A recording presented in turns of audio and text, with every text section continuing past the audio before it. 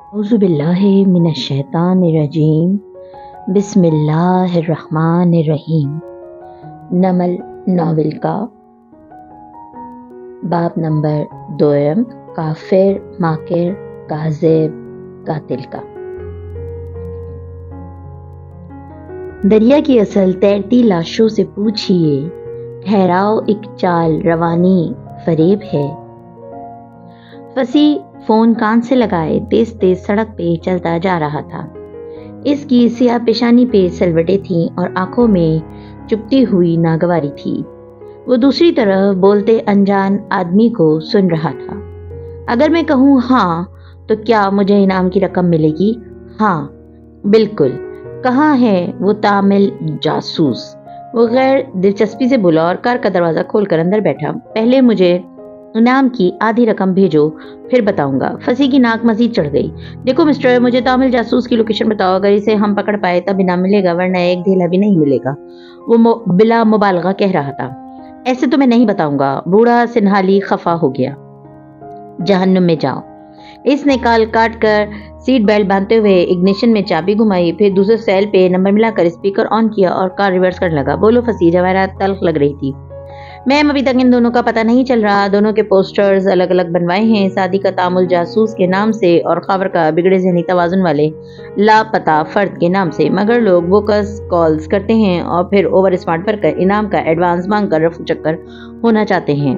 روز 10 جگہوں پہ ان کی اطلاع ملتی ہے، میرے بندے بھاگ کر جاتے ہیں، مگر سب فراڈ ہوتا ہے۔ مجھے اس تفصیل سے دلچسپی نہیں ہے، جب وہ مل جائیں تو جو تمہیں کرنا ہے وہ کر گزرنا۔ اور اس کا روجر میم سننے سے قبل ہی جواہرات فون رکھ چکی تھی۔ وہ اس وقت اپنے بستر میں لیٹی تھی، سادہ نائٹ شرٹ میں مربوس، بالوں کو گول مول باندھے لحاف لپیٹے وہ سست اور بدمزاجی لگتی تھی۔ بیڈ کی پائیدی کی طرف اسٹول پہ بیٹھی فیونا اس کے پیروں کا مساج کر رہی تھی۔ مسز کاردار، کیا میری انجیو ہمیشہ کے لیے واپس آ گئی ہے؟ دفتن اس نے جھکی نگاہ کے ساتھ پوچھا۔ جواہرات نے آنکھیں کھول کر ناگواری سے اسے دیکھا۔ اپنے دماغ کو آرام دو فیونا، کون کدھر جائے گا یہ میں طے کرتی ہوں۔ اب وہ تمہاری ہیڈ ہے، اس کو عزت دو۔ پھر اپنا پیر درستی سے پیچھے کو کھینچ لیا۔ فیونا کے ہاتھ خالی رہ گئے۔ دور ہٹو، میرا سارا موڈ خراب کر دیا۔ بات تیار کرو میرے لیے۔ چند منٹ مزید سرکے اور پھر وہ لاؤنج کی سیڑھیاں چڑھتی دکھائی دی۔ زمرد بنا آستین کے لمبا گاؤن پہنے، بال جوڑے میں باندھے، تازہ میک اپ اور زمرد جڑے آویزے پہنے وہ تازہ دم لگ رہی تھی۔ شیرو کا کمرہ اندھیرا تھا۔ وہ اس سیڑھی کی طرف چلتی آئی۔ اندر بتیاں جلی تھیں۔ وہ سامنے کمپیوٹر ٹیبل پہ ہاشم چند کتابیں کھولے بیٹھا تھا، کام کرتا نظر آ رہا تھا۔ شرٹ کے آستین کوہنیوں تک موڑے وہ کتاب میں سے کچھ پڑھ کر نوٹ پیڈ پہ لکھتا جا رہا تھا۔ وہ اس کے قریب آئی، اس کے کندھے پہ نرمی سے ہاتھ رکھا اور دوسرا اس کی میز پہ رکھے وہیں کھڑی ہو گئی۔ جی ممی۔ وہ سر اٹھائے بنا منہمک سا بولا۔ تمہارے اطمینان پہ حیرت ہے مجھے۔ تمہارا بھائی اس لڑکی کو لے آیا جس سے مجھے نفرت ہے، اس کو کمپنی کا چوتھا حصہ دے ڈالا، اس کو اپارٹمنٹ لے کر دے رہا ہے اور 2 دن سے وہ اسی شہر میں رہ رہی ہے، مگر تم کچھ کر نہیں رہے۔ میں موو آن کر چکا ہوں ممی۔ وہ اب لیپ ٹاپ پہ کچھ ٹائپ کرنے لگا۔ جواہرات کا دماغ گھوم گیا۔ ہاشم، اس لڑکی سے مجھے چھٹکارا کون دلا کر دے گا؟ اس لڑکی کا نام علیشا ہے اور وہ فیملی ہے ممی۔ ہاشم، ممی اس نے اینک اتار کر رکھی اور سنجیدگی سے اسے دیکھا۔ اس کی سیاہ کے چہرے کے نقوش سب جواہرات کی کاپی تھے اور ان میں بھی اتنا ہی غصہ تھا۔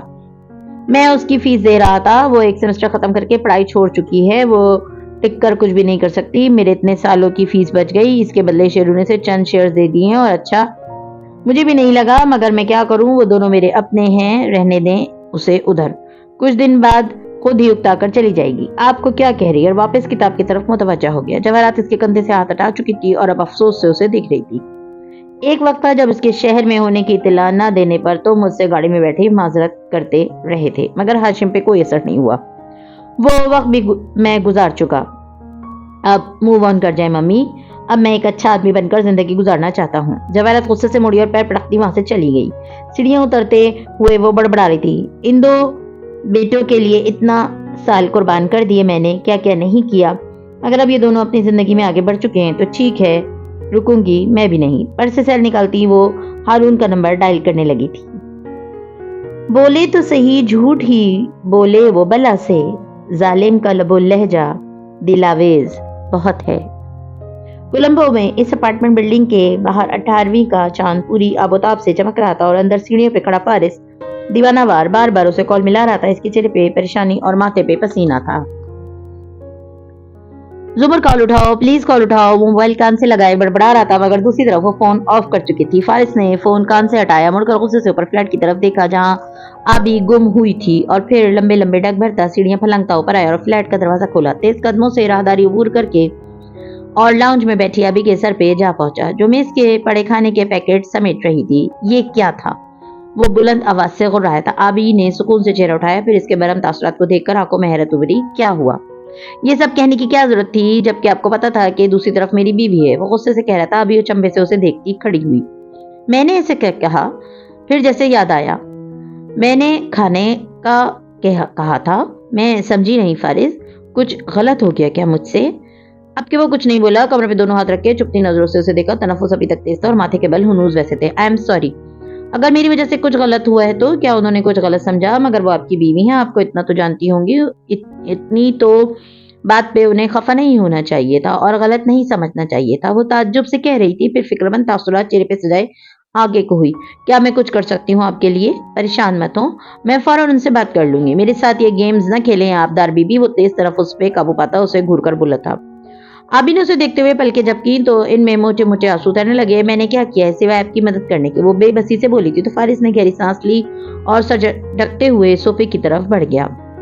अच्छा रोए नहीं, मैं सब ठीक कर लूंगा। वो सोफे के किनारे बैठा और चेहरा दोनों हाथों में गिराए कुछ सोचने लगा। आबदार ने उंगली की नोक से आंख का किनारा पोंछा, फिर सामने आ खड़ी हुई। मैंने शाम से कुछ नहीं खाया, ये खाना भी ठंडा हो गया। फारिस ने चेहरा उठाकर उसे तकान से देखा। अच्छा सॉरी, मुझे आप पे गुस्सा नहीं करना चाहिए था। आबदार का चेहरा क्यों लिटा?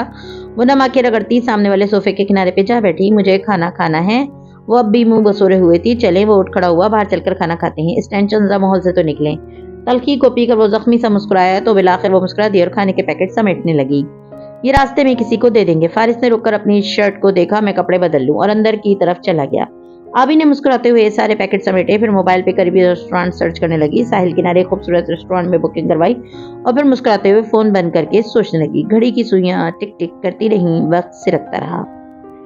जब 15 मिनट गुजर गए तो आबदार चौकी। फारिस अभी तक नहीं आया था। वो अच्छी उसके कमरे के बाहर जाकर आवाज दी। एक आवाज, दो आवाजें, जवाब निदार। इसने दरवाजा खटखटाया, फिर डोर नॉब घुमाया। दरवाजा खुलता गया। कमरा खाली था, अलमारी के पट खुले थे। अंदर ना फारिस गाजी का मुख्तसर सामान था, ना वो खुद था।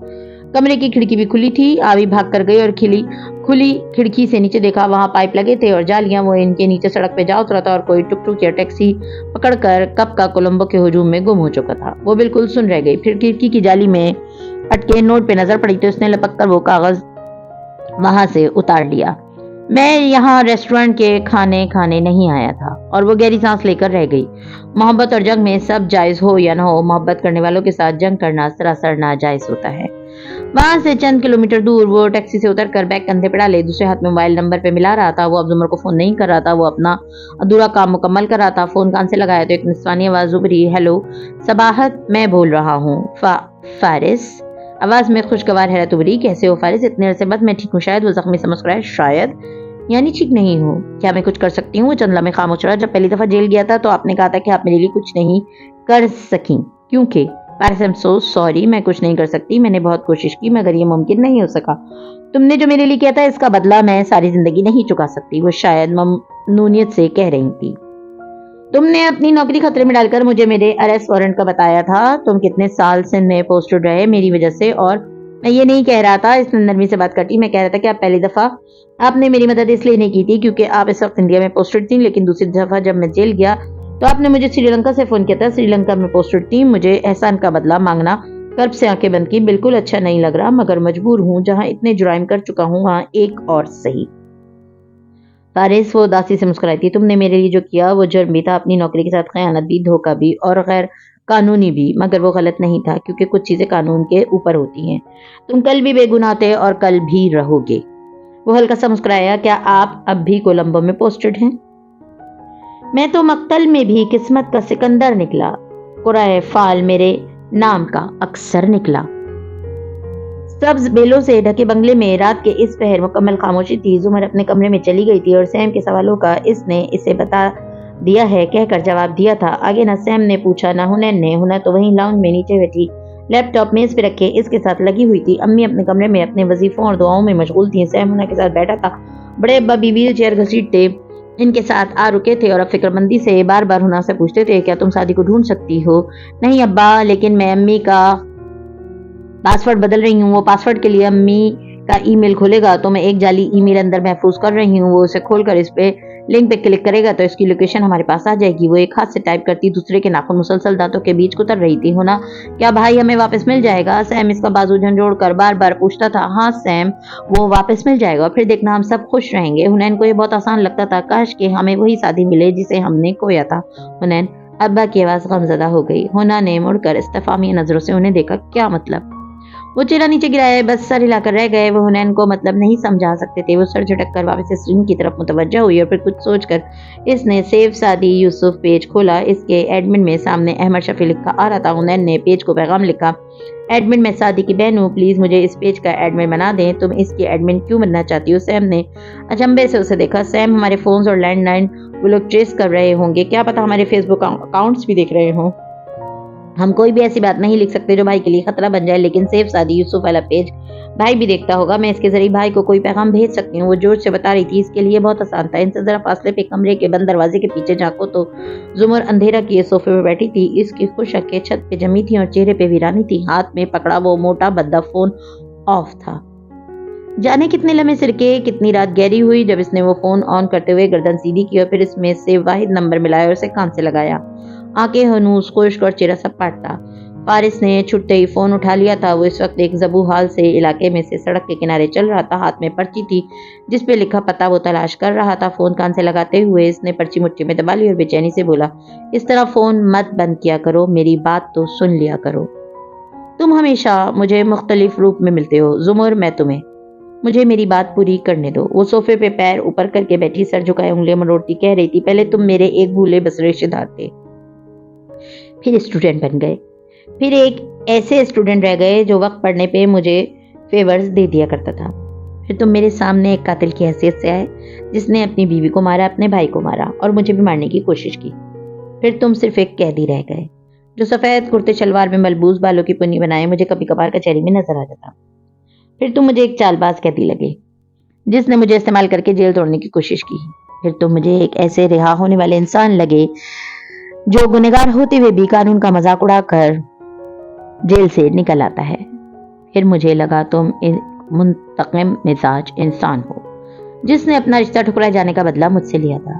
جب تم سے شادی کر لی تو تم ایک بے حس اور سرد آدمی لگتے تھے مجھے، جسے جو کہہ لو اسے فرق نہیں پڑتا، پھر آہستہ آہستہ مجھے لگا تم وہ نہیں ہو جو لگتے ہو، جو ہمیشہ لگتے تھے، تم بے گناہ لگنے لگے مجھے، یہاں تک کہ مجھے یقین آ گیا کہ تم بے قصور ہو مگر بے وقوف ہو جو اپنے دشمن سے ناواقف ہو، پھر تم میرے شوہر بن گئے اور ایک محبت کرنے والے وفادار آدمی جیسے لگنے لگے مجھے، مگر آج رات وہ رکی، تیز تیز بول کر اس کو سانس چڑھ گیا تھا، دوسری طرف وہ بالکل خاموشی سے سن رہا تھا، آج رات لگا کہ تم ان میں سے کچھ بھی نہیں ہو، تم ایک اداکار ہو صرف، مگر اب یہ نہیں لگ رہا، اب کیا لگ رہا ہوں میں تمہیں؟ وہ تحمل سے بولا، ایک انسان، صرف ایک انسان جو اگر زندگی سے اپنے حصے کی خوشیاں لینا چاہے تو اس میں کسی کو اعتراض نہیں ہونا چاہیے، بس پھر تمہیں مجھے یہ نہیں کہنا چاہیے تھا کہ میں تمہاری بیوی بنوں۔ ایک آنسو اس کی آنکھ سے ٹوٹ کر چہرے پہ لڑک گیا، کیا تم میری بات سنو گی؟ اس کی ضرورت نہیں ہے، تم ہمیشہ کہتے ہو ہم نے الگ ہو جانا ہے اور مجھے نہیں پتا کہ کیوں، لیکن اگر الگ ہی ہو جانا ہے تو تم میری طرف سے آزاد ہو، جو کرنا ہے کرو، مجھے تم سے کوئی گلہ نہیں ہے، میں اور تم کبھی ساتھ نہیں چل سکتے، اس لیے اس نے گیلی سانس کو ناک سکڑ کر اندر کھینچا اور ہاتھ کی پشت سے گال رگڑے، میں تم سے ناراض نہیں ہوں، تم میری طرف سے پریشان ہوئے بغیر تم جو بھی کرو یہ تمہارا حق ہے، مجھے اعتراض نہیں۔ وہ سڑک کنارے ایک دیوار سے ٹک لگائے کھڑا سنجیدگی سے دوسری طرف سے آتی زمر کی آواز سن رہا تھا، آخر میں تلخی سے مسکرایا، عظیم ڈسٹرکٹ پروسیکیوٹر صاحبہ نے ہمیشہ کی طرح اپنی کہی، اپنی سنی اور فیصلہ سنا دیا، ٹھیک ہے جو تم چاہو، اور اسی سنجیدگی سے موبائل نیچے کی اور کال کاٹ دی، پھر سر جھٹک کر آگے بڑھ گیا۔ زمر نے سر گھٹنوں میں دے دیا اور بازو ان کے گرد لپیٹ کر آنکھیں بند کر لیے، ہر طرف پھر سے اندھیرا ہو گیا تھا، اور اسی اندھیری رات میں احمد جب لیپ ٹاپ کھول کر بیٹھا تو نئے پیغام نے اسے چونکا دیا، اسے پڑھ کر اس نے بلا کسی تردد کے حنین یوسف کو اپنے پیج کا ایڈمن بنا دیا، پھر یوں ہی اس کی پروفائل کھلی، کچھ خاص نہ تھا ادھر، البتہ ایک چہرہ دیکھ کر وہ چونکا تھا، اب اس کی انگلیاں تیز تیز کی بورڈ پہ حرکت کر رہی تھیں، آنکھوں میں چمک سی تھی، ادھر کولمبو کے آسمان پہ سیاہ بادل اکٹھے ہونے لگے تھے، گویا پورے شہر کو نہلا دینے کے لیے بے چین ہوں، ہوٹل کی بلند و بالا عمارت سر اونچا کیے بادلوں کو دیکھ رہی تھی. اندر گراؤنڈ فلور کی سیکورٹی کنٹرول روم میں 2 افراد کمپیوٹر مانیٹرز کے سامنے بیٹھے تھے. دفتر کا دروازہ کھلا اور سیاہ فام فصیح اندر داخل ہوا. تمہیں ریسیپشن پہ طلب کیا جا رہا ہے, کوئی ملنے آیا ہے تم سے. ایک کو اکھڑ لہجے میں حکم دے کر وہ دوسرے کی طرف آیا اور چند لمحے انتظار کیے, یہاں تک کہ پہلا نوجوان کمرے سے چلا گیا. خیریت سر. دوسرے آفیسر نے کرسی اس کی طرف گھمائے. فکر مندی سے اسے دیکھا. فصیح نے جواباً اپنے اسمارٹ فون کی اسکرین کے سامنے کی. مجھے شام میں ایک کال آئی تھی پوسٹر والے لڑکے کے لیے. اس بات پہ آفیسر نے اکتا کر سر جھٹکا. نہیں سنو. بے شک وہ عام کالرز کی طرح بوکس ہی لگ رہا تھا, مگر اس نے اسکرین سامنے لگائی. اس کا موبائل نمبر کینڈی کا ہے. تو یہ کہ اشتہار ہم نے کولمبو میں دیا ہے. پھر کینڈی سے کیوں کال کر رہا ہے ہمیں؟ ہو سکتا ہے نمبر کینڈی کا ہو مگر کالر کولمبو میں ہو. آدمی سم کسی بھی شہر میں لے جا سکتا ہے. مگر فصیح نے نفی میں سر ہلایا. مگر یہ بھی تو ہو سکتا ہے کہ سعدی یوسف کینڈی میں ہو, تو پھر اس کالر کے پاس پوسٹر کیسے آیا؟ اس نے نقطہ اٹھایا. فصیح نے الجھ کر سر جھٹکا. اس نمبر کو ٹریس کرو. روجر سر. وہ فوراً سے اسے مانیٹر کرنے کے لیے گھوم گیا اور کچھ ٹائپ کرنے لگا. 5 منٹ بھی نہیں لگے اور اس نے سر اٹھایا. نمبر آف ہے, سم موبائل میں نہیں ہے, ورنہ سگنل مل جاتا. میں اس نمبر پہ نظر رکھے ہوئے ہوں, جیسے ہی آن ہوتا ہے بتاتا ہوں. فصیح کی آنکھیں چمک اٹھی. یہ اس کی کوئی ایکسٹرا سم ہوگی. تم اس کا سارا کال ریکارڈ نکلواؤ. اس کے نام سے ہے سم سب کچھ. پھر جوش سے اس کا کندھا طبقہ ہری اپ. انعام کی رقم کے صفر فصیح کو اپنی آنکھوں میں چمکتے دکھائی دینے لگے تھے. جواہرات کا اس سے وعدہ تھا, ہارون کا انعام الگ. خون اس کی رگوں میں بہت تیزی سے گردش کرنے لگا تھا. میں ان میں بھٹکتے ہوئے جگنو کی طرح ہوں. اس شخص کی آنکھیں ہیں کسی رات کی مانند. یہ کولمبو کے ایک زبوحال اور پسماندہ علاقے کی ایک فلیٹ بلڈنگ تھی. سامنے کچرے کا ڈھیر تھا, میلی دیواریں, فلیٹس کی بالکنی پہ سوکھتے کپڑے. اندر فارس گول سیڑھیاں عبور کر کے ایک دروازے کے سامنے آن ٹھہرا تھا اور اب دستک دے رہا تھا. اپنے ہلکے سویٹر کے آستین موڑ رکھے تھے اور سر پہ پی کیپ لے رکھی تھی. 2 دفعہ دوبارہ دستک دی, پھر بیل بجائی. دروازہ ہلکا سا کھلا. درس سے ایک مخنی اور سامنے لڑکے نے جھانکا. مجھے سبہات نے بھیجا ہے. سبہات مرزا نے. کام ہے تم سے. لڑکا درس سے چند لمحے اسے جھانکتا رہا, پھر دروازہ کھول دیا اور زنجیریں دی. وہ دروازے پہ دھکیلتے اندر داخل ہوا. ساتھ ساتھ بولتا جا رہا تھا, تعارف اور تمید میں میرا وقت ضائع نہ کروانا. اپنا کمپیوٹر آن کرو. جو صلاحیتیں تم مختلف حکومتوں کو بیچتے رہتے ہو, مجھے ان کی ضرورت ہے. شکل کیا دکھا رہے ہو؟ چلو. اس کا موڈ پہلے خراب تھا. گھرک کر بولا تو لڑکا جلدی سے اندر چلا گیا. فارس ماتھے پہ بل لیے اس کے پیچھے آئے. اندر ایک چھوٹے سے کمرے میں 3 کمپیوٹرز رکھے تھے. ایک آن تھا. وہ لڑکا اسی کے سامنے کرسی کھینچ کر بیٹھا تھا اور مطلوبہ پروگرام کھول رہا تھا. سبہات نے کہا تھا تمہیں گورنمنٹ کے فیشل ریکگنیشن سافٹ ویئر تک ایکسس چاہیے. تصویر 2 مطلوبہ لڑکے کی. کی بورڈ پر ٹائپ کرتے ساتھ بڑھایا. فارس نے ایک فلیش اس کی ہتھیلی پہ رکھا اور ساتھ کھڑا اسے دیکھنے لگا. اس میں سب تصاویر ہیں اس کی. وہ فلیش ڈرائیو لگا کر پوچھ رہا تھا. نظر نہیں آ رہی کیا؟ وہ درستی سے بولا. مخنی لڑکے نے سر اٹھا کر اسے دیکھا جیسے بہت ضبط کیا ہو, پھر سر چڑھ کر کام کرنے لگا.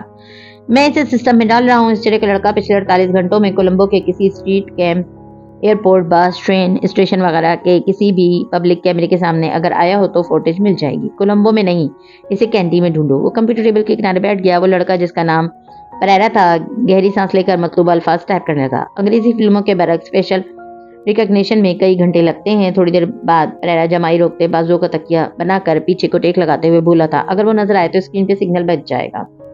تم دیکھتے رہو, میں تب تک کھانا کھا لوں. کہہ کر وہ اٹھنے لگا تو میز کے کونے پہ بیٹھے فارس نے اپنا پیر لمبا کر کے راستے میں رکھ دیا. پریرا نے چونک کر اسے دیکھا. فارس نے جیب سے پستول نکال کر میز پہ رکھا, پھر دوسری جیب سے نسبتاً چھوٹے پستول نکال کر اس کے ساتھ ڈالا. پھر سخت نظروں سے اسے دیکھتے ہوئے ابرو سے واپس بیٹھنے کا اشارہ کیا. جب تک وہ مل نہیں جاتا تم کہیں نہیں جا رہے, واپس بیٹھو.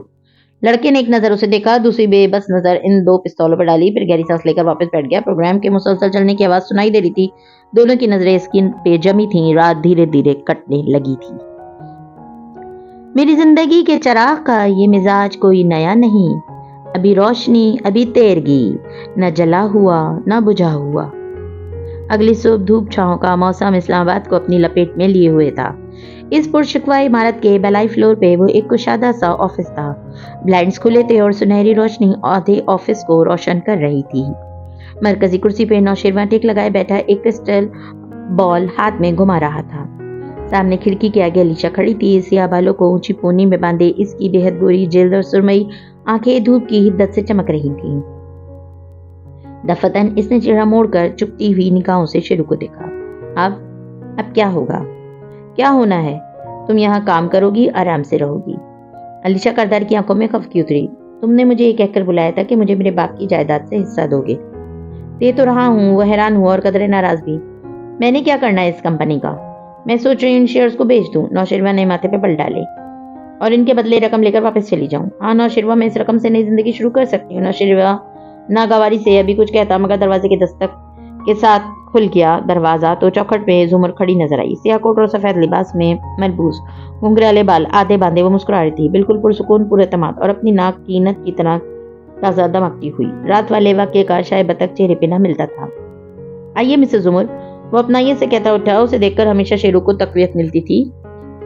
تھینک یو نوشروہ، وہ مسکرا کر کہتی آگے آئی۔ ہیلو علیشا، ایک نظر اسے دیکھا، وہ بس صبح خیر کہہ کے رہ گئی، البتہ سینے پہ لپیٹے بازو کھول کر پہلو میں گرا دیے، اور جو پہلے بے نیازی سے کھڑی تھی اب الرٹ سی ہو گئی تھی۔ میں صرف اطلاع دینی آئی تھی۔ کرسی کھینچ کر بیٹھی وہ نرمی سے گویا ہوئی اور پرس میز پہ رکھا۔ مجھے صبح ہاشم کا فون آیا تھا۔ نوشروہ کے چہرے پہ بے چینی سی پھیلی۔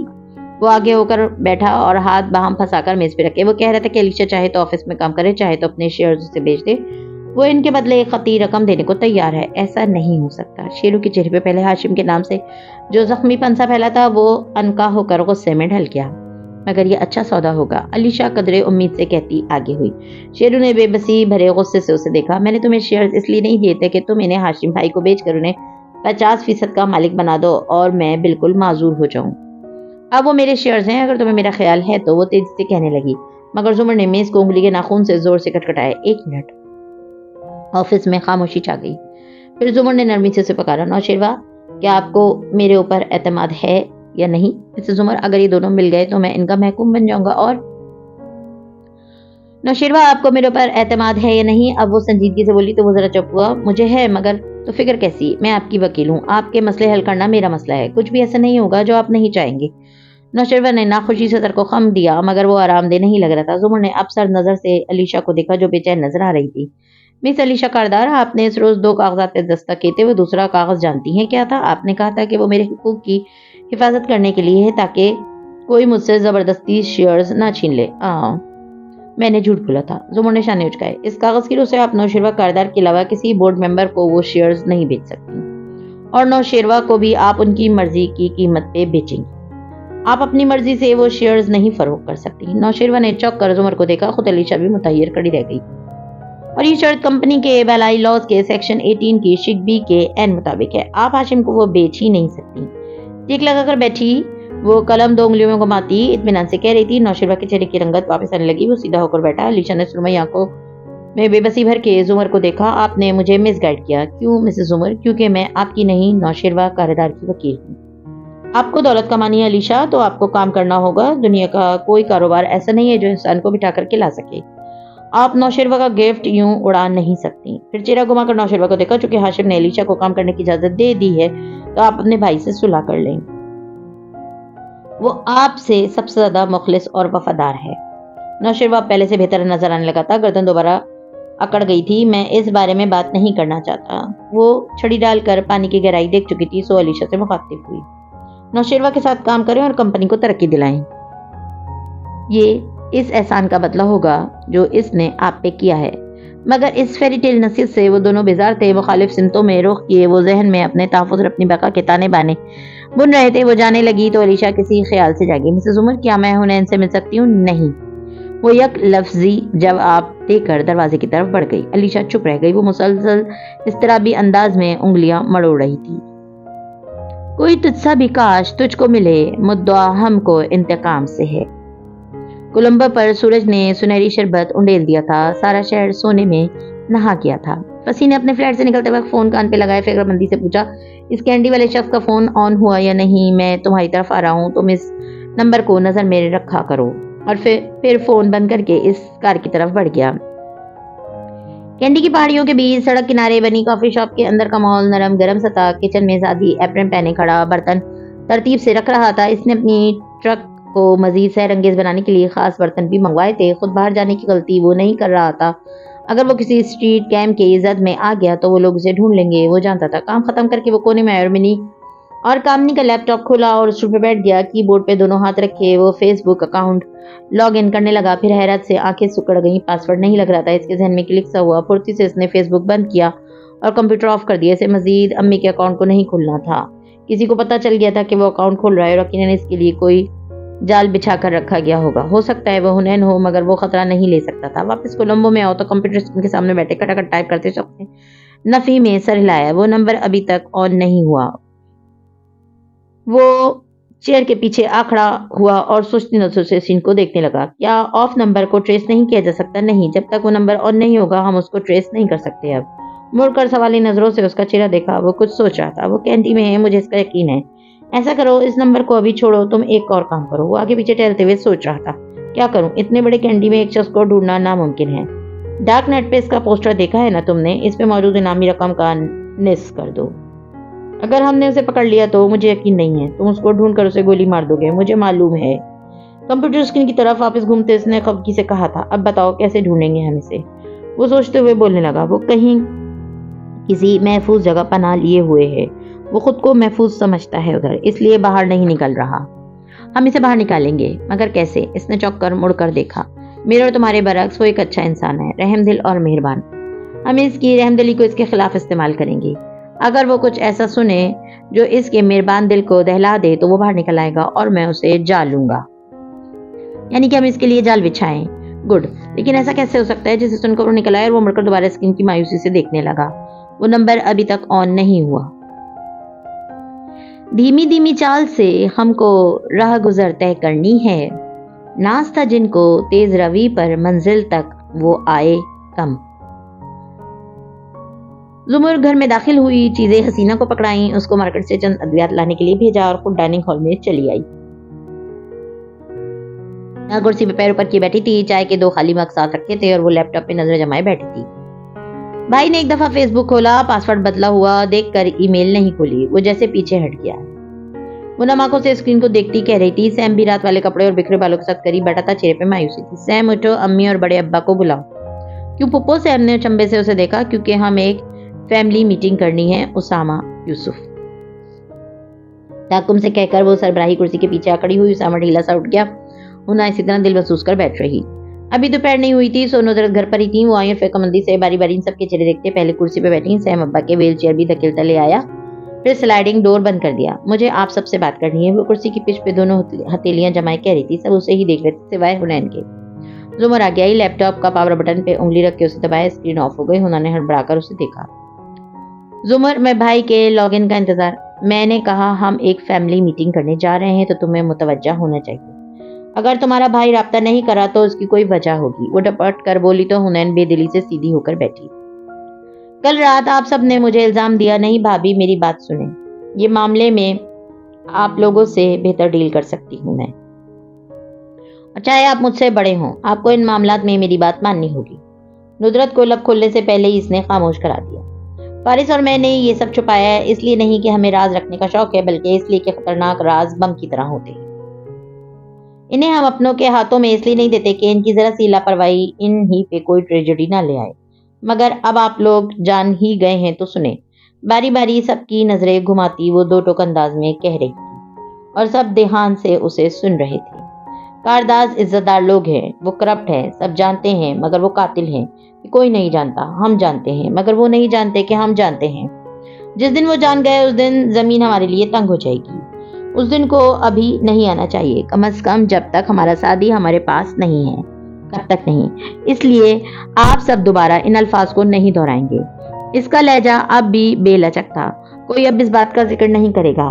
कारदास क्या कर चुके हैं आप जैसे जानते ही नहीं। वो लोग हमारे फोन स्टैप कर रहे होंगे, हमारी कॉल सुन रहे होंगे। कोई भी फोन पे या ऐसे भी किसी से इस बात का जिक्र नहीं करेगा, बल्कि हर कॉल में आप यूं मायूसी का इजहार करेंगे जैसे कि अभी तक शादी के बारे में बेखबर हैं। अभी जंग का वक्त नहीं आया है, अभी हमने खुद को नॉर्मल जाहिर करना है। उसामा, तुम कल से स्कूल जाओगे। बिला नागा और भाभी, आप 1 घंटे के लिए भी रेस्टोरेंट से गायब नहीं होंगी, क्योंकि हमारी हर नकलो हरकत पे वो लोग नजर रखे होंगे। हमें उनको शक का मौका नहीं देना है, हमें उनको अपनी तरफ से पुरसुकून रखना है। सब नॉर्मल एक्ट करेंगे। बिला आखिर खामोश होकर उसने सामने बैठे हाजरीन को देखा। सब मुत्तफिक थे या गैर मुत्तफिक, सब बात मान चुके थे। सिर्फ नुदरत के लबों से निकला, और शादी इसका क्या, इनकी आवाज तक कांप गई। जुमर ने मेज से अपना पर्स और सेलफोन उठाते हुए बेनियाजी से जवाब दिया, फारिस संभाल लेगा, और दरवाजे की तरफ बढ़ गई। शायद वफा के खेल से उकता गया था वो, मंजिल के पास आके जो रास्ता बदल गया। صبح ابھی پوری طرح دوپہر میں نہیں ڈلی تھی، مگر فاطمہ اختر کا آفس سورج کی کرنوں سے مکمل طور پہ روشن تھا۔ وہ فائل ریک کے سامنے کھڑی سوچ کر کے ایک ایک فولڈر نکالتی، پھر نفی میں سر ہلا کر واپس رکھ دیتی۔ دفتن دستک پہ مڑی چوکھٹ میں احمر کھڑا تھا، فینسی شرٹ اور کوٹ میں بلبوس۔ وہ ہمیشہ کی طرح مسکرا رہا تھا۔ فاطمہ نے بھی مسکراتے ہوئے اندر آنے کا اشارہ کیا، اور صبح سویرے جناب احمد شفیع نے مجھے یہ اعزاز کیوں کر بخشا؟ وہ اپنی سیٹ پہ تھکن سے گرتے ہوئے بولی۔ احمد تیزی سے آگیا اور کرسی کھینچ کر بیٹھا۔ مجھے معلوم ہے میں آج کل کسی کو وقت نہیں دے پا رہا، میری جاب بہت ٹف ہوتی جا رہی ہے۔ تم کرنل خاور سے بہتر غلام بننے کی کوشش کر رہے ہو، مگر وہ بیسٹ تھا۔ احمد کے چہرے پہ سایہ سے لہرایا، مگر پھر سر جھٹک کر آگے کو ہوا۔ میں نے تمہیں حنین یوسف کو ریسرچ کرنے کے لیے کہا تھا، وہ کلین ہے احمد۔ میں نے بہت ڈھونڈا، مجھے کچھ نہیں ملا۔ فاطمہ نے شانے اچکائے۔ کوئی بھی کلین نہیں ہوتا فاطمہ، زخمی سا مسکرایا۔ پھر اپنا ٹیب اس کے سامنے رکھا۔ کل رات اس نے مجھے میسج کیا کہ میں اسے سیف سعدی یوسف کا ایڈمن بنا دوں تو بنا دو، اس کے بھائی کے نام کا پیج ہے وہ۔ بات یہ نہیں ہے، وہ دبے دبے جوش سے بول رہا تھا، بات یہ ہے کہ میں نے پہلی دفعہ اس کی فیس بک پروفائل دیکھی ہے۔ میں کب کی دیکھ چکی ہوں، اس میں کچھ نہیں۔ وہ بیزار آ گئی تھی۔ اس میں واقعی کچھ نہیں ہے، مگر اس میں کوئی ہے، کہہ کر اس نے اسکرین فاطمہ کے سامنے کھڑی کی۔ وہ چمبے سے آگے ہوئی۔ یہ ایک لڑکی ہے حمیرہ نام کی، اس نے اپنے باپ کی پکچر کو پروفائل پکچر کے طور پر لگا رکھا ہے۔ FYI یہ آدمی ایک بورڈ کا OCP تھا اور اس کو جسٹس سکندر نے قتل کر دیا تھا۔ اس ویڈیو کو سعدی اور میں نے استعمال کیا تھا۔ فارس کا نام نہیں لے سکا، چپ ہو گیا۔ اوکے تو یہ کیس کی بیٹی اور حنین یوسف فرینڈز تھیں۔ سعدی نے مجھے کہا تھا، وہ ندامت لے کر OCP کے گھر گیا تھا۔ جب اس کو وہ پین کیمرہ ملا وہ گلٹی تھا، مگر کیوں؟ وہ تو کبھی OCP سے نہیں ملا تھا، پہلی دفعہ ان کے گھر گیا تھا۔ جب یہ بات میں نے غازی اور مسز زمر کو بتائی تو وہ چھوٹی لڑکی بھی ساتھ بیٹھی تھی اور اس کی شکل عجیب سی ہو رہی تھی۔ اس نے کچھ ایسا کیا جس پہ سعدی گلٹی تھا۔ فاطمہ بالآخر دلچسپی سے آگے کو ہی، مگر کیا؟ یہی جاننے کے لیے میں نے اس لڑکی کا اکاؤنٹ ہیک کیا۔ حنین کا؟ نہیں، وہ خطرناک ہے۔ میں نے اس حمیرہ کا اکاؤنٹ ہیک کیا اور حنین سے اس کی گفتگو پڑھی، 2 سال پرانی گفتگو۔ اور جانتی ہو مجھے اس سے کیا ملا؟ کیا؟ فاطمہ سانس رو کے سن رہی تھی۔ OCP کی بڑی بیٹی کی ویڈیو کسی کے پاس تھی، انہوں نے حنین سے مدد مانگی تھی۔ حنین نے کہا کہ انکل خدا کر مجھ سے کہیں، پھر گفتگو سے لگتا ہے کہ کام ہو گیا۔ چند ماہ بعد حنین نے اس سے اس کے ابو کا نمبر مانگا اور کہا کہ وہ ان سے بات کرنا چاہتی ہے۔ اس کے بعد حنین نے اس کو کوئی میسج نہیں کیا۔ سارے میسیجز اسی لڑکی کے ہیں۔ وہ گلہ کر رہی ہے کہ حنین ابو کی فوت پہ آئی بھی نہیں، نہ تعزیت کا فون کیا۔ حنین نے جواب نہیں دیا۔ وہ گلٹی تھی، مگر کس چیز پہ؟ یہی میں نے سوچا، جس دن اس OCP کو فون کیا گیا ہوگا اس دن ان کی موت ہوئی۔ حنین موت کی اصل وجہ سے واقف نہیں تھی۔ اس نے سمجھا کہ وجہ سے ہوا ہے، اس کی وجہ سے یہ ہوا ہے۔ تمہیں کیسے پتا کہ یہ اس کی وجہ سے ہوا ہے؟ کیونکہ فاطمہ اس دن اس کا بورڈ ریزلٹ آؤٹ ہوا تھا۔ حنین مجھ سے کس بات پہ چڑتی تھی؟ جب میں نے اس سے اس کے ریزلٹ کا پوچھا، میں نے کہا تھا آپ نے نقل مار کر تو ٹاپ نہیں کیا تھا کیا؟ فاطمہ اس نے نقل ہی سے ٹاپ کیا تھا۔ اس نے ویڈیو ہٹانے کے لیے اس لڑکی کے باپ سے کیا مانگا ہوگا؟ اس نے بعد میں انجینئرنگ میں کیوں داخلہ نہیں لیا؟ وہ میرے منہ سے کون سا ذکر سن کے میری طرف سے انسیکیور فیل کرنے لگی۔ اتنا اس نے مجھے یہ تاثر دیا جیسے غازی کو میری شکایت لگا رہی ہو۔ وہ یہی راز چھپا رہی ہے۔ اس نے ایکسائٹمنٹ سے میز پہ ہاتھ مارا۔ اتنی چھوٹی اور چالاک لڑکی میں نے پہلی دفعہ دیکھی ہے۔ فاطمہ نے جھرجھری لی۔ مسٹری حل ہو گئی تھی۔ میں نے کہا تھا نا، کوئی بھی کلین نہیں ہوتا، مسکرا کر قطعیت سے کہتا وہ اٹھ کھڑا ہوا۔ فاطمہ نے ایک دم چوک کر سر اٹھایا۔ لیکن تم ان کی فیملی کے دوست ہو، اس راز کا کیا کرو گے؟ یہ تو بیکار ہے تمہارے لیے۔ وہ جو ایک پزل حل کر کے فاتح اور مطمئن سا اٹھ رہا تھا، جاتے جاتے رک کر اسے دیکھا اور پھر زخمی سا مسکرایا۔ ہر راز کی قیمت ہوتی ہے فاطمہ، کبھی نہ کبھی کسی نہ کسی طرح وہ ہمارے کام آ سکتا ہے۔ ویکنڈ ملتے ہیں۔ چابیوں والا ہاتھ ہلا کر وہ باہر نکل گیا اور فاطمہ سوچتی رہ گئی۔ راہ وفا میں ہر سو کاٹے، دھوپ زیادہ سائے کم، لیکن اس پر چلنے والے خوشی رہے پچھتائے کم۔ سعدی یوسف کو اس کافی شاپ میں کام کرتے 4تھا روز ہونے کو آیا تھا۔ بوڑھے سنالی روپا سنگھی نے ابھی تک اپنا نمبر آن نہیں کیا تھا۔ وہ کچھ دن میں کولمبو جا کر خود سے اس معاملے کی تحقیق کرنے کا ارادہ رکھتا تھا۔ کامنی سعدی کے کام سے خوش تھی اور 4 دن میں اس نے دیکھا تھا کہ 4-5 لوگ پلٹ کر آئے تھے اور اپنے ساتھ مزید مہمان بھی لائے تھے۔ کامنی کا بیٹا اس طرح خاموش سا کونے میں بیٹھ کر سب کو دیکھتا رہتا تھا۔ اس صبح سعدی کچن میں کھڑا برتن ڈش واشر میں سیٹ کر رہا تھا جب اسے کامنی کی آواز سنائی دی۔ یہ تو مونچو جتنا ہے۔ سعدی ہاتھ پوچھتا باہر آیا تو دیکھا وہ گردن اونچی کیے، ایک ہاتھ کمر پہ رکھے کھڑی افسردگی سے ٹی وی دیکھ رہی تھی۔ کیا ہوا؟ کینٹی میں بم بلاسٹ ہوا ہے، کامنی نے مڑے بغیر کہا۔ سعدی کی نظریں ٹی وی تک گئیں۔ تم نے نہیں دیکھا؟ صبح سے یہ خبر چینل پہ چل رہی ہے۔ غیر مصدقہ اطلاع ہے کہ ایک عورت جاں بحق ہو گئی ہے اور اس کا بچہ زخمی ہے۔ اسپتال والے اس کا علاج نہیں کر رہے کیونکہ وہ غیر قانونی ہے۔ غیر قانونی لفظ پہ سعدی نظر چراتا اندر کو مڑا جب وہ بولی، بیچاری فلپینو عورتیں نوکری کے لیے کتنے دھکے کھاتی ہیں اور اس کے بچے کو کینسر ہے۔ وہ ایک دم ٹھہر گیا، بالکل شل ساکت، پھر دھیرے سے مڑا، نگاہیں اٹھائیں۔ اسکرین پہ اس بچے کی زخمی تصویر نظر آ رہی تھی۔ تصویر دیکھ کر اس کا سانس تھم گیا۔ وہ میری این جی او کا بچہ تھا۔ کافی شاپ کے اوپری منزل پہ ایک چھوٹا سا کمرہ تھا جس میں ایک پلنگ رکھا تھا۔ الماری کا دروازہ شیشے کا بنا تھا۔ ایک طرف چھوٹا سا غسل خانہ تھا۔ کمرے میں کھڑکی نہ تھی۔ سعدی خاموش سا بیڈ کے کنارے بیٹھا تھا۔ سوچے دل و دماغ میں طوفان برپا کر رہی تھی، شور ہی شور۔ پھر اس نے چہرہ اٹھایا اور الماری کے دروازے میں اپنا عکس دیکھا۔ اس طرف پھیرے سر اور بڑی شیو والا سعدی پریشان نظر آتا تھا۔ میری کا ہی بچہ ہے وہ، میں پہچانتا ہوں، مگر وہ تو امریکہ میں زیر علاج تھا نا، یہاں کیسے آ گیا؟ آئینے میں اس کو اپنا عکس اس طرح پلنگ کنارے بیٹھا ہوا نظر آ رہا تھا۔ دفتر اس کے عکس میں ایک اور عکس ابھرا۔ وہ ٹی شرٹ پہنے، کلین شیو اور گھنگریالے بالوں والا سعدی تھا، پرانا سعدی۔ تمہیں کیسے پتا کہ وہ امریکہ میں تھا؟ میری نے بتایا تھا، بیڈ کنارے بیٹھے لڑکے نے احتجاج کیا۔ میں نے تو یہ بھی کہا تھا کہ تم انڈیا میں ہو۔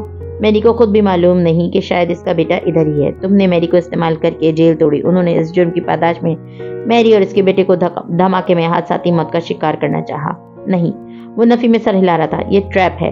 وہ مجھے باہر نکالنا چاہتے ہیں۔ میری کا بچہ بالکل ٹھیک ہوگا اور خود میری بھی۔ اور اگر ایسا نہ ہوا، اگر تمہاری وجہ سے وہ مر گئی اور اس کا بچہ آج بے یار و مددگار پڑا ہوا ہو تو پوچھ کس کی ہوگی؟ شفیع احمد، گنگرالے بالے والے لڑکے نے طنز اور ملامت سے پوچھا تھا۔ میں اب تمہاری طرح نہیں رہا، میں بدل گیا ہوں۔ میں نہیں جاؤں گا، یہ پھنسی کا کوئی پلان ہے۔ وہ دبا دبا سچی خطا، لوگ نہیں بدلا کرتے، تم بھی نہیں بدل سکتے۔ شفیع دروازہ کھٹکا تو وہ چوکا۔ چوکھٹ پہ کامنی کھڑی تھی۔ سعدی نے چوک کر آئینے میں دیکھا، وہ عکس اب غائب ہو چکا تھا۔ وہ وہاں تنہا تھا۔ نیچے آ جاؤ، گاہک آئے ہیں۔ وہ پلٹنے لگی جب اس نے اٹھتے ہوئے پکارا، کامنی جی۔ وہ ٹھہر کر مڑی، استفہامی نظروں سے اسے دیکھا۔ اگر یہ ممکن ہو سکتا ہے کہ یہ ممکن ہو کہ کوئی دوسرا انسان مشکل میں ہو اور اس کو بچانے کے لیے آپ کو اپنی جان خطرے میں ڈالنی پڑے تو انسان کو کیا کرنا چاہیے؟ انسان کو وہ کرنا چاہیے جس کی وجہ سے وہ انسان کہلاتا ہے، کیونکہ اگر وہ انسانیت نہیں دکھائے گا، خطرہ نہیں لے گا تو وہ کیسا انسان ہوا؟ میں نہیں جانتی تمہیں، مگر تمہارے لیے خطرہ مول لیا نا، اب فائدہ ہی اٹھا رہی ہوں نا، نرمی سے سمجھانے والے انداز میں کہہ کر وہ مڑ گئی اور سعدی یوسف کا دل ایک دم ہلکا پھلکا ہو گیا۔ اس نے فیصلہ کر لیا تھا، وہ میری کے بیٹے کو ڈھونڈنے جائے گا، بھلے آگے کچھ بھی ہو۔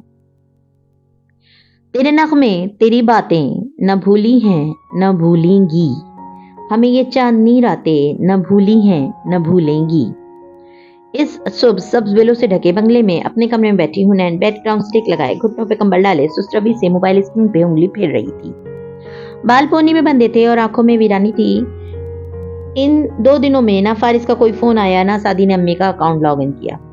اب وہ اسے کہاں ڈھونڈے؟ اس نے بھائی کا گروپ کھولا جہاں کی وہ خود بھی ممبر تھی، بلکہ امی کو تو بھائی نے ادھر کا ایڈمن بنا رکھا تھا اور خود وہاں اپنی قرآن میں تدبر کی ویڈیوز پوسٹ کرتا تھا۔ وہ کچھ دیر بعد اس کی پرانی ویڈیوز دیکھتی رہی، پھر گروپ کی وال چیک کی۔ لوگ اب بھی قرآنی آیت، لیکچرز اور اپنے اپنے تدبر پوسٹ کرتے تھے، مگر سعدی والی بات کہاں تھی؟ وہ بے دلی سے وال نیچے کرتی گئی، دفتن ٹھٹکی، آنکھیں حیرت سے پھیلی۔ ندرت ذوالفقار یوسف نے رونالڈ ویزلے کو گروپ ممبر بنانے کی درخواست قبول کر لی ہے۔ یہ خبر تھی، اطلاع تھی، یعنی ایک شخص جس نے اپنا نام رونالڈ رکھا ہوا تھا، اس نے اس گروپ میں داخلے کی درخواست بھیجی تھی اور اسے ندرت نے بطور ایڈمن قبول کر کے اسے گروپ میں داخل کر لیا۔ حنین بالکل سیدھی ہو کر بیٹھ گئی۔ یہ پرسوں کی اطلاع تھی۔ پاسورڈ بدلنے سے بھی پہلے ندرت یوسف کی آئی ڈی یہ کام کر چکی تھی۔ سعدی ایک دفعہ زمر کے موک ٹرائل میں رونالڈ ویلزی ہیری پوٹر کا ایک کردار بنا تھا۔ ندرت نے اس گروپ کو چیک بھی نہیں کرتی تھی، کجا کے داخلے کی درخواست قبول یا رد کرنا، دوسرے ایڈمنز یہ کام کرتے تھے۔ 2 دن سے وہ رونالڈ ویزلی چند آیات پوسٹ کرتا تھا سورہ نمل کی، اور ان کے بارے میں اپنے ریفلیکشن لکھتا تھا۔ اسے کسی نے خاص توجہ نہیں دی تھی۔ 2 اور 4 لائکس آ گئے اور 2-3 سبحان اللہ جزاک اللہ لکھ کر لوگ آگے بڑھ گئے، مگر حنین نہیں بڑھ سکی۔ وہ وہیں ٹھہر گئی، بالکل ساکت و جامد۔ وہ آئی ڈی گویا خالی تھی، کچھ بھی نہ تھا اس میں۔ وہ اسے صرف گروپ میں پوسٹ کرنے کے لیے استعمال کرتا تھا۔ سورہ نمل کی تقریباً آدھی آیات اس نے لکھ ڈالی تھی، پھر رک گیا، شاید اس کے الفاظ کا ذخیرہ ختم ہو گیا تھا۔ شاید اب وہ قرآن نہیں پڑھ پا رہا تھا، وہ اس کا ایک ایک انداز پہچانتی تھی، وہ اس کا بھائی تھا۔ حنین نے نم آنکھوں کے ساتھ اسکرین کو چھوا۔ اس نے پروفائل پکچر میں گلاب کا پھول لگا رکھا تھا جس کا سرخ خون بہہ رہا تھا۔ انسان جس بھی حالت میں ہو، قید ہو یا آزاد ہو، وہ اپنی عادتیں نہیں چھوڑ سکتا تھا، وہ خود کو بیان کرنے کے انوکھے طریقے نہیں چھوڑ سکا تھا۔ سرخ خون گرا تھا گلاب، اس ایک تصویر نے ہر شے کی عکاسی کر دی تھی۔ ایک دم اسکرین پہ ایک نمبر جلنے بجھنے لگا، میمونہ کی کال آ رہی تھی۔ حنین نے آنکھیں صاف کر کے فون کان سے لگایا، وہ اس کی نگہبان تھی، اس کو وہ روز رپورٹ کرتی تھی کہ آج اس نے کتنی نمازیں پڑھی اور وہ ماہ کامل کی صبح سے ان کی تعداد 5 ہی ہوتی تھی، کل کی بھی 5 تھیں۔ اس نے بہت ادب سے پچھلے دن کی رپورٹ پیش کی۔ اللہ تمہیں اپنی نماز کی حفاظت کرنے والی اور ان پر دوام اختیار کرنے والی بنائے، آمین۔ میمونہ نے فوراً سے دعا دی، پھر پوچھنے لگی، اور تم اپنا قرآن کس وقت دہراتی ہو؟ جی۔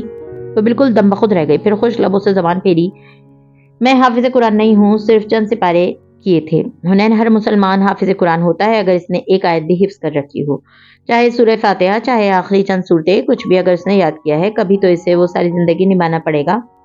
تم نبھا رہی ہو؟ وہ چپ ہو گئی۔ میمونہ چند لمحے اس کی سانسوں کی آواز سنتی رہی۔ میں نے بہت سے مسلمان دیکھے ہیں جو قرآن یاد کر کے بھول جاتے ہیں، پھر ان کی زندگیاں حقیقی سکون سے محروم ہو جاتی ہیں، ذہنی توازن کھو دیتے ہیں، کچھ ذلیل و رسوا ہوتے ہیں، کچھ دوسروں کے محتاج ہو جاتے ہیں، لیکن اکثر مسلمانوں کو معلوم ہی نہیں ہوتا کہ وہ بھی حفاظ کی کیٹیگری میں آ گئے ہیں، اگرچہ انہوں نے صرف کبھی الناس، سورہ ناس اور سورہ فلق ہی یاد کی ہو۔ تو پھر ایسے لوگ کیا کریں؟ وہ بے چینی سے بولی۔ وہ 2 باتیں ذہن میں پکی بٹھا لیں، پہلی یہ کہ انہیں آخرت کا سارا سکون اور کامیابی تب تک نہیں ملے گی جب تک وہ واپس اس قرآن کو یاد نہیں کریں گے، اور دوسری بات، اگر انہیں لگتا ہے کہ عمر بڑھنے اور مصروفیات کی زیادتی کے باعث وہ اب قرآن کو حفظ نہیں کر سکتے تو وہ غلط ہے۔ قرآن 70 سال کی عمر میں بھی حفظ کیا جا سکتا ہے اگر بندے کے دل میں اللہ کی خشیت ہو۔ مجھ سے اب نہیں ہوگا، اس نے خود ہی طے کر لیا تھا۔ ہوگا نہیں حنین، کرنا پڑے گا، آہستہ آہستہ شروع کرو، اللہ کہتا ہے نا اس کو یاد کروانا ہمارے ذمہ ہے، اور یہ کہ ہم اسے آپ کو ایسے پڑھا دیں گے کہ پھر آپ نہیں بھولیں گے۔ تم شروع کرو گی دوبارہ حفظ کرنا اور اسے مکمل اللہ تعالیٰ کروائے۔ میمونہ بہت سلجھی ہوئی اچھی لڑکی تھی، سمجھداری کی باتیں کرتی تھی، مگر اتنی اچھی باتیں کر لیتی ہوگی ہنا کو پہلی دفعہ پتہ چلا تھا۔ اس کے دل میں امید سی بندھی۔ اوکے، میں کوشش کروں گی۔ اور کس وقت کرو گی؟ وہ حیران ہوئی۔ وقت ہی تو اہم ہے۔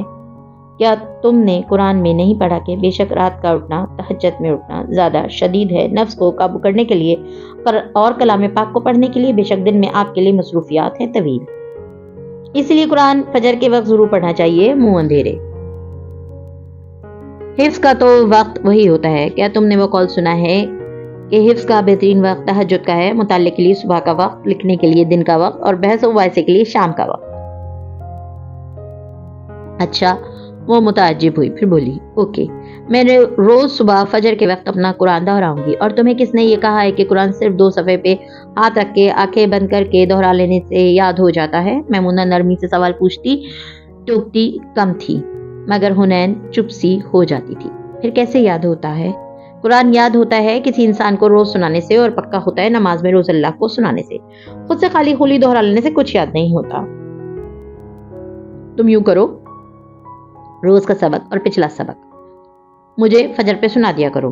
وہ 2 چھوٹے بچوں کی ماں تھی، پھر بھی یوں کہہ رہی تھی گویا سبق سننا اس کے لیے مسئلہ ہی نہ ہو۔ اوکے، میں نے آخری 10 پارے کیے تھے یاد، پھر کل میں 21ویں سپارے سے سناؤں گی۔ وہ بھی جانے کیوں پرجوش ہو گئی تھی۔ اور حنین، جب حافظ قرآن اپنا قرآن بھول جاتے ہیں تو وہ یہ بھی بھول جاتے ہیں کہ قرآن اول پارے سے نہیں یاد کیا جاتا، آخر سے کیا جاتا ہے۔ تم کل مجھے صرف سورہ ناس اور سورہ فلق سناؤ۔ وہ سارے فیصلے خود ہی کر رہی تھی، مگر اچھی بات ہے، کچھ باتوں کے لیے ہمیں خود پہ سختی کروانی پڑتی ہے۔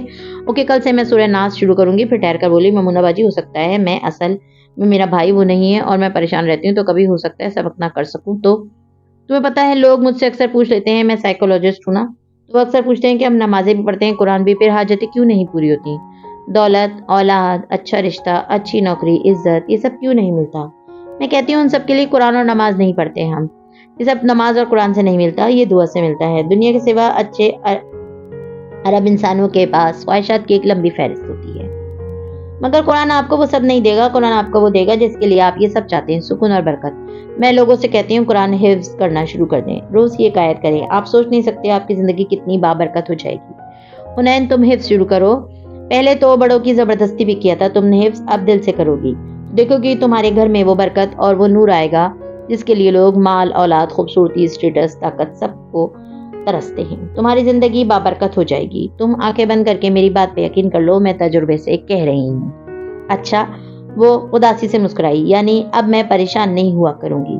ہوگی بھی تو قرآن تمہیں دلاسا دے گا۔ یہ تسلی حنین کے لیے کافی تھی۔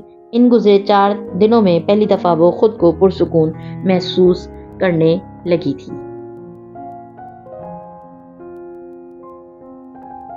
مزید ویڈیوز دیکھنے کے لیے ہمارے چینل کو سبسکرائب کیجیے۔